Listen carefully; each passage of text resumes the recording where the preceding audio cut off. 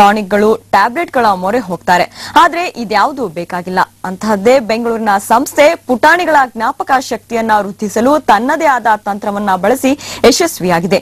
ಇಲ್ಲಿದೆ ಅದರ full details. 34 yes 37 yes 45 yes 24 yes 35 yes 51 yes ಹೀಗೆ ಪಟಪಟನೆ ಹರಳು ಹುರಿದಂಗೆ ಹೇಳುತ್ತಿರುವುದು Indian institute of mind dynamics ನ ಮಕ್ಕಳು. ಅರೆ, ಇದು ಹೇಗಪ್ಪ ಸಾಧ್ಯ ಅಂತ ಆಶ್ಚರ್ಯ ಆಗ್ಬೇಕಿಲ್ಲ. ಇನ್ಸ್ಟಿಟ್ಯೂಟ್ನ ಸಿಇಒ ಕೃಷ್ಣ ಅವರು 10 ವರ್ಷದ ಹಿಂದೆಯೇ ನೆನಪಿನ ಶಕ್ತಿ ವೃದ್ಧಿಸಲು 3 ಫಾರ್ಮುಲಾ ಕಂಡು ಹಿಡಿದಿದ್ದಾರೆ.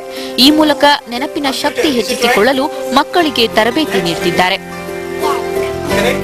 ಸ್ಟಾರ್ಟಿಂಗ್ ಚಿಕ್ಕ ಮಕ್ಕಳಿಗೆ ಸ್ಟಾರ್ಟ್ ಮಾಡಿದೆ. ಅದೇ ನನ್ನ ಮಗಳು ಪೂಜೆ ಅಂತ ಹೇಳಿದಲ್ಲ, ಅವಳಿಗೆ ಸ್ಟಾರ್ಟ್ ಮಾಡಿ ನೋಡಿದೆ.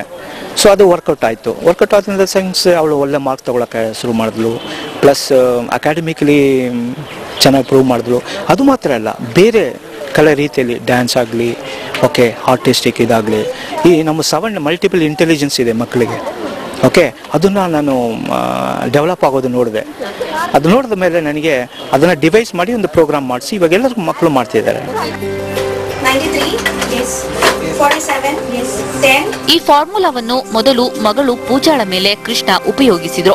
10ನೇ ತರಗತಿ ಪೂಜಾ 1ರಿಂದ 1000 ಅಂಕಿಗಳನ್ನ ಎಲ್ಲೆಂದರಲ್ಲಿ ಬರೆದು ಒಮ್ಮೆ ಓದಿಕೊಳ್ಳುತ್ತಾಳೆ. ನಂತರ ಕಣ್ಮುಚ್ಚಿಕೊಂಡು ಯಾವ ಅಂಕೆ ಯಾವ ಸಾಲಿನಲ್ಲಿದೆ ಅಂತ ಹೇಳ್ತಾಳೆ. ಪೂಜಾ 1000 ಅಂಕಿಗಳಲ್ಲಿ ಗಿನ್ನಿಸ್ ರೆಕಾರ್ಡ್ ಮಾಡಲು ಹೊರಟಿದ್ದಾಳೆ. ಇಲ್ಲಿ ಹಲವು ಮಕ್ಕಳು ಒಂದಲ್ಲ ಒಂದು ರೀತಿ ಟ್ಯಾಲೆಂಟ್ ಹೊಂದಿರುವವರೇ.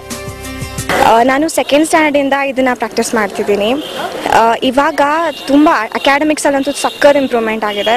ಆ್ಯಂಡ್ ಇವಾಗ ನಾನು ಗಿನ್ನೆಸ್ ವರ್ಲ್ಡ್ ರೆಕಾರ್ಡ್ ಮಾಡೋಣ ಅಂತ ನನಗೆ ಇಂಟ್ರೆಸ್ಟ್ ಬಂತು. ಇದ್ರ ಮಾಡೋದ್ರಿಂದ ನಂಗೆ ತುಂಬ ಹೆಲ್ಪ್ ಆಗುತ್ತೆ ಅಂತ ಇದನ್ನು ಯೂಸ್ ಮಾಡಿಕೊಂಡು ತುಂಬ ಎಕ್ಸಾಮ್ಸ್ ಎಲ್ಲ ತೊಗೊಂಡೆ. ಸಕ್ಕರ್ ಅವಾರ್ಡ್ಸ್ ಬಂತು. Last year governor of Karnataka ಅವರಿಂದನೂ ಅವಾರ್ಡ್ಸ್ ಬಂದಿದೆ.